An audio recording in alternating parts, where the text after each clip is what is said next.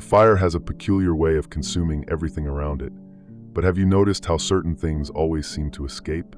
Is it just chance, or is there a pattern we have yet to uncover? When flames consume Los Angeles, the narrative always seems the same: strong winds, intense heat, and human carelessness. But what if these tragedies had another purpose? Something deeper, calculated, and intentional? It's hard to ignore the patterns that emerge when we look beyond the smoke. Have you noticed how certain areas always seem to be chosen? And how, after the fire, everything reorganizes in a way that's almost too convenient for some? The flames erase homes, memories, and even evidence, but they never extinguish the right questions. And that's what we're here to do today, to question. I'm Midnight, and you're watching 7 Nights, the place where mysteries never sleep. Today we're going to explore what fire can hide, but also what it reveals. Before we begin, I want to invite you to join this journey. Subscribe to the channel, like, and share this video. Your participation is more important than you can imagine. After all, the more voices question, the more discoveries we'll make. Now tell me, what do you think the fire is trying to erase? Let's find out together.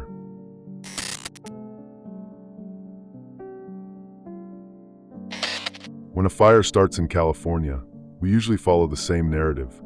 A mistake, a spark, strong winds, and there it is, another natural tragedy unfolds.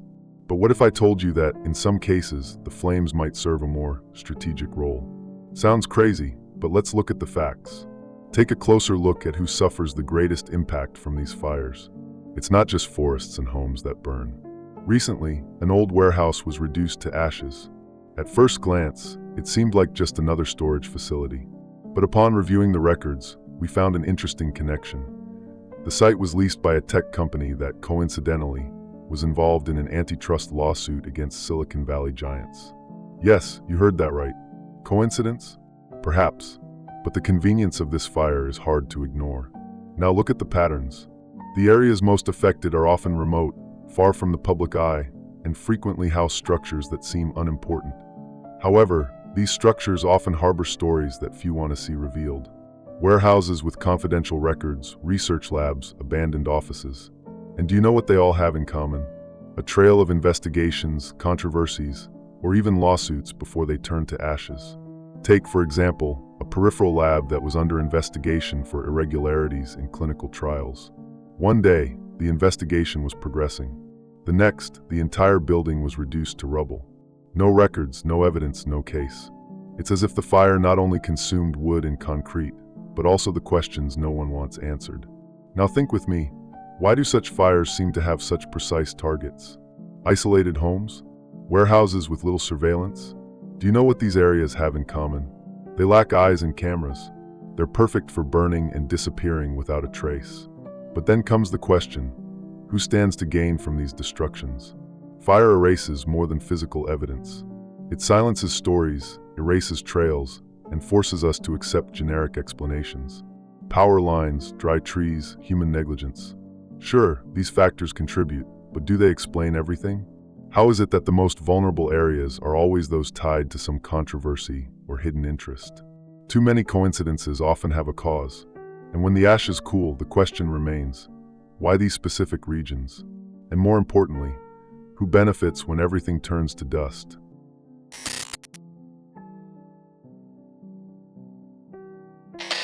When fires consume Los Angeles, images of destruction immediately dominate the news.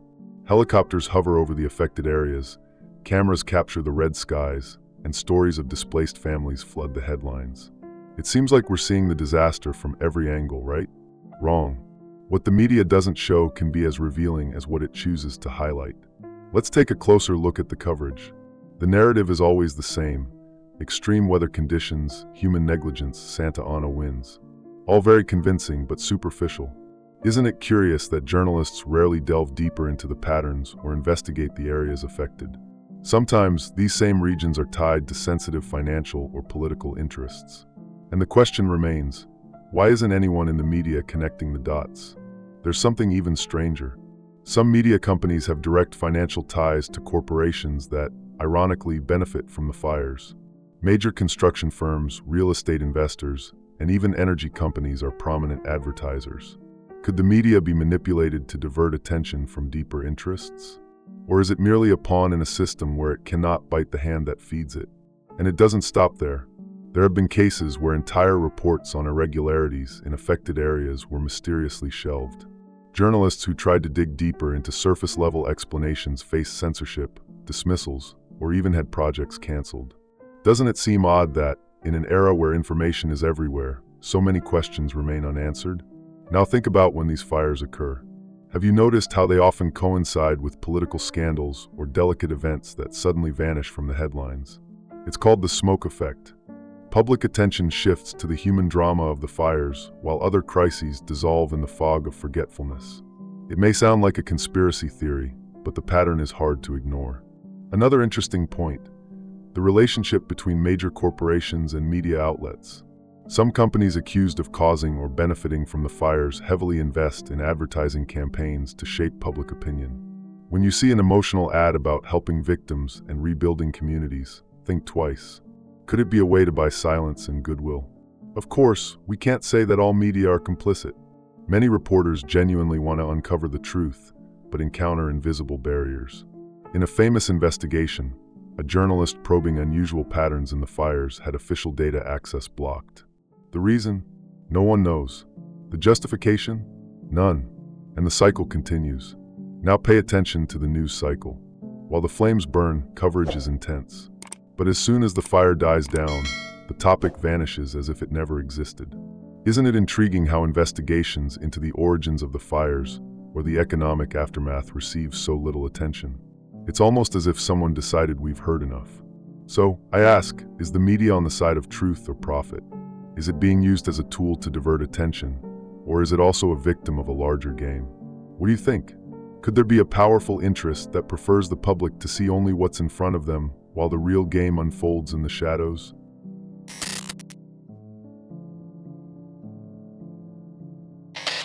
When the fire dies down, what remains are not just ashes and debris. For some, every piece of devastated land turns into an opportunity. The hills of Los Angeles, home to valuable properties, always seem to attract a peculiar cycle. Destruction followed by reconstruction, but not everyone gets the chance to start over. Why? This is where the board begins to reveal itself. After the Great Fires of 2018, prime areas of the city, known for their high market value, saw a drastic drop in prices. Within weeks, real estate conglomerates began acquiring this land, paying far below what any investor would have imagined. Regions once inaccessible became dominated by new luxury mansions and high-end developments. Coincidence? Perhaps, but the pattern is unsettling. Now, let's go beyond low prices. Many of these areas were protected by environmental laws or tied up in legal disputes that prevented new construction. However, when fire sweeps through, it doesn't just clear the land, it also removes these barriers, paving the way for projects that once seemed impossible. It's as if the flames, in some way, resolve bureaucratic issues that had been stalling these interests. And who moves quickly? Investment funds, real estate companies, and even influential Hollywood figures. The names change, but the connections remain the same. Million-dollar contracts for contractors, fast-tracked approvals for rebuilds, and a sharp increase in the presence of large corporations in areas that were once local communities. But why are certain regions affected while others nearby remain untouched? Risk maps show that unlikely locations, far from historically vulnerable fire zones, have become new epicenters. Interestingly, many of these sites were at the center of territorial disputes or coveted by investors. It's as if the flames follow their own logic, destroying what needed to be removed to make way for the new. Now think with me. While small families lose everything, the big players gain ground, both figuratively and literally. Luxury developments quickly emerge, while former residents face years of bureaucracy just to try to recover what they've lost. More than a tragedy, this seems like a deliberate reorganization of territory, a game where the pieces are moved with surgical precision. There's also the question of properties that escape unscathed. Million-dollar homes, celebrity mansions, or land tied to powerful figures often remain untouched, even when surrounded by destruction. This raises an uncomfortable question. How do these properties survive while everything else is reduced to ashes? Perhaps it's luck, but when it comes to power and influence, luck is merely a facade. Then comes the reconstruction. Small property owners face endless barriers to rebuild their homes. Meanwhile, large contractors and investors secure million-dollar contracts, turning rubble into stages for new developments. Do you know what's even more intriguing? Many of these companies have direct ties to political figures who, coincidentally, pass laws that facilitate these reconstructions. On the board of power, nothing seems left to chance. This cycle of destruction and rebirth is efficient, but for whom? From the outside, it looks like natural disasters simply reconfigure the territory. But upon closer inspection, a pattern emerges. Those with little lose everything, while those with resources accumulate even more. What appears to be random catastrophe starts to look like a meticulously calculated process. The tragedy may be real for the victims, but for those who benefit, fire is not just destruction. It's transformation. It changes rules, erases stories, and reorganizes pieces in a game where the winner was decided long before the first spark. And you? Do you think we're dealing with natural tragedies or with a hidden strategy to redraw Los Angeles's map? It's an uncomfortable question, but one that needs to be asked.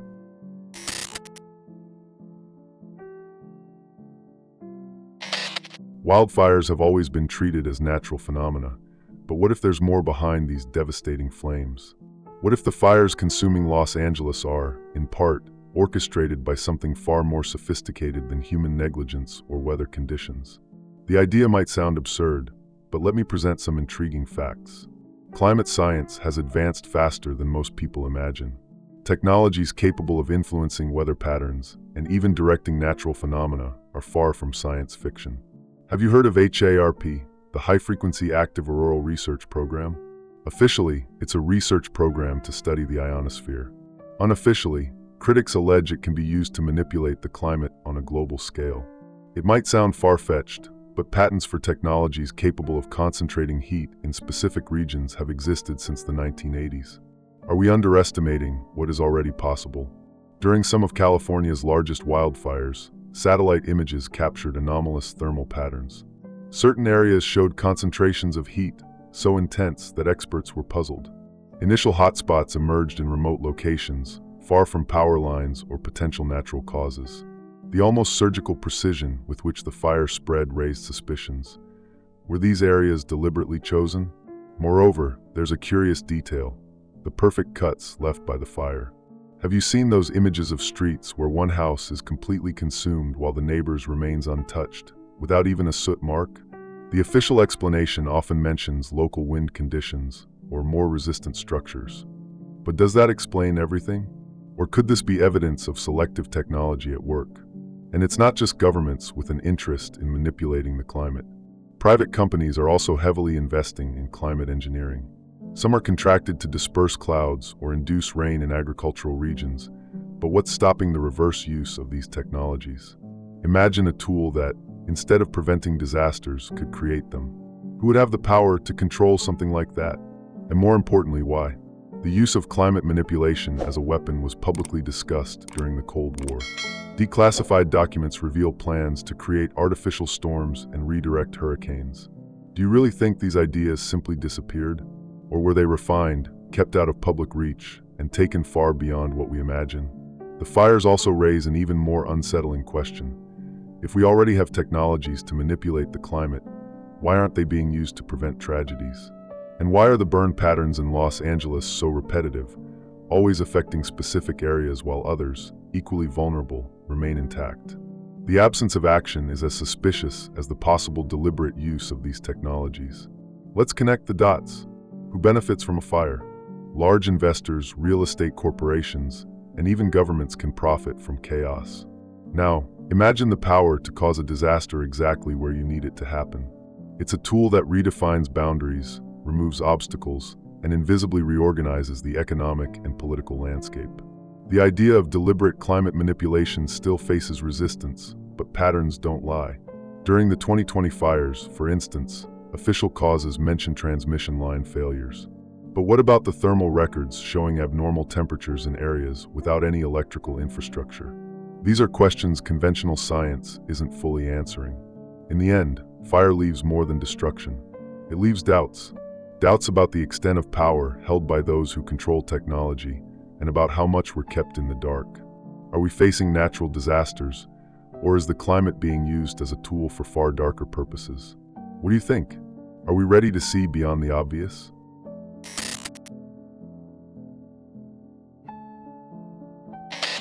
Hollywood, the heart of global entertainment, is a place where everything seems meticulously planned, from movies to celebrity narratives. But what if I told you that this control doesn't stop there? The Hollywood Hills, often ravaged by fires, reveal something curious. After each tragedy, a rebirth occurs, as swift as it is strategic. Fire, it seems, doesn't just destroy structures, it also rewrites stories. Celebrity homes and historic studios are consumed by flames, yet they curiously re-emerge bigger and more modern. One of the most talked about cases was the partial destruction of Universal Studios in 2008. The official version? An accident during maintenance work. But what truly disappeared in that fire was a vast collection of historical archives, many of which were central to disputes over cultural preservation. Shortly after, the site was rebuilt as an expanded amusement park. Tragedy or convenience? Think of the iconic hills, where luxurious mansions rise like phoenixes from the ashes. The new constructions don't just replace the old, they redefine the region's landscape. Modern architecture, ultra-luxurious standards, and projects aligned with the latest trends. It's as if the fire serves as a catalyst to erase what's deemed antiquated and make way for progress. But progress for whom? And at what cost? Now consider the symbolic impacts. Historical sites, rich with cultural significance, often vanish in these fires, while high-value commercial buildings seem to remain almost untouched. Isn't that intriguing? Why are certain landmarks and decades-old structures always the first to go? Maybe it's just bad luck, or maybe these flames are literally erasing the past. For celebrities, the fires offer another opportunity, rewriting personal narratives. Losing everything to fire becomes a perfect human drama, earning emotional headlines and public sympathy. And within months, even more impressive homes rise where the old ones stood, accompanied by stories of resilience.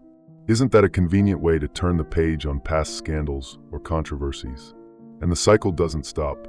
After each fire, the film industry undergoes renewals. Smaller studios disappear, blockbuster productions dominate even more of the market, and independent voices find less and less space. It's almost as if the fire acts as a filter. What no longer serves is discarded, and what is relevant grows stronger. There's also the economic aspect. The cost of rebuilding is enormous, but who profits? Contractors with close ties to local politicians secure million-dollar contracts, while ordinary people struggle to start over. It seems that destruction is a constant for some and a business for others. And what about the psychological impact? Every time Hollywood burns, there's a collective sense of loss.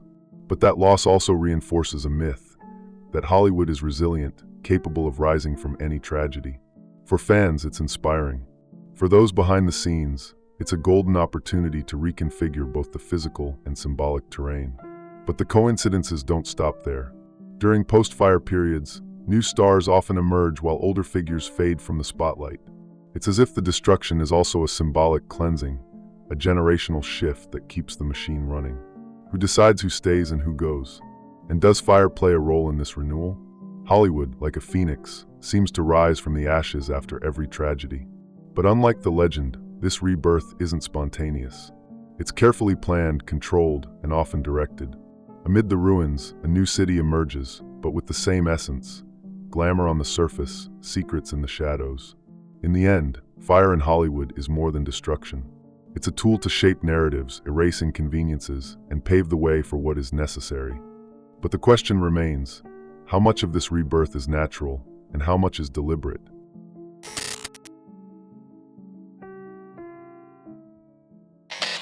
The smoke rising from the hills of Los Angeles doesn't just obscure the sky, it conceals secrets. Secrets that, when carefully observed, can reveal an unsettling pattern. Behind the narratives of natural tragedies lies a much more complex scenario, where power, influence, and money are the true protagonists. But are we ready to see beyond the obvious? The fires seem to be part of an inevitable cycle. Heat, winds, drought, and there it is, another catastrophe. That's the explanation we hear repeatedly. But what if we go further? Why do these tragedies seem to occur at the most convenient moments for certain interests? Why are the affected areas often tied to uncomfortable stories or become the epicenter of economic disputes shortly after? Look at the patterns. Fires that start in unlikely regions far from the typical natural conditions for spreading. Specific areas being destroyed while others, equally vulnerable, remain untouched. Properties that, mysteriously, survive the flames while everything around them is consumed. Coincidences? Perhaps. But in the game of power, coincidences are rare. Now consider the aftermath.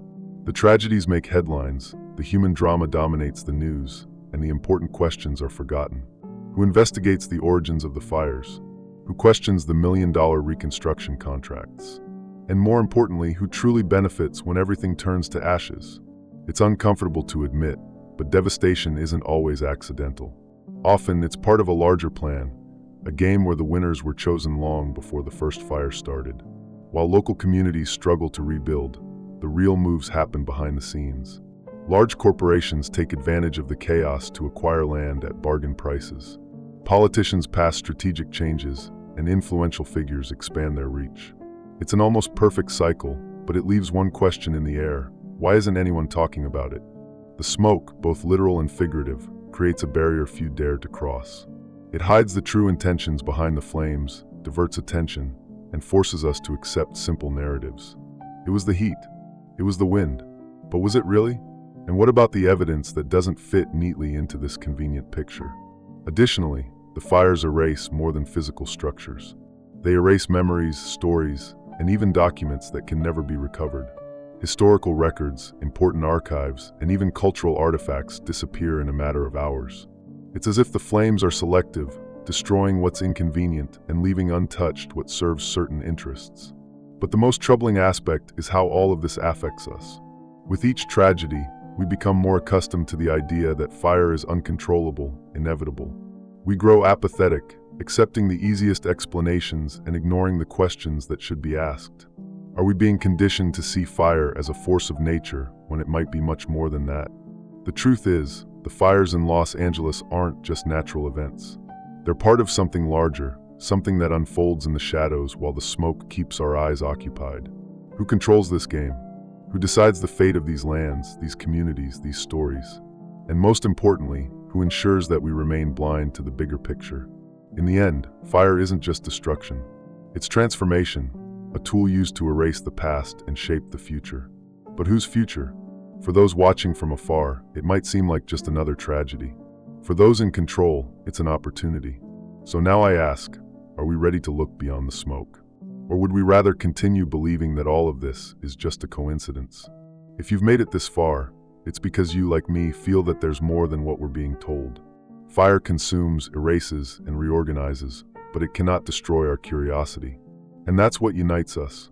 I'm Maya Noit, and being here night after night, sharing these stories with you, makes me believe we're only beginning to uncover what's hidden. But I can't do this alone. Your voice matters. Every time you share this video, more people begin to think, question, and search for answers. After all, more voices mean more discoveries. And that's why I need you. If this made you think, subscribe to the channel, like, and share. It not only helps the channel grow, but also strengthens this message, spreading it even further. Now tell me, what do you see beyond the smoke? Do you believe there's more behind these tragedies, or do you think they're just coincidences? And is there a theme, a mystery you'd like to see here? Leave it in the comments. Your opinion and ideas are part of this journey because together, we'll shed light on what's still hidden. I'm Maya Noit, and this was Seat Noits. Good night. Or is this just the beginning?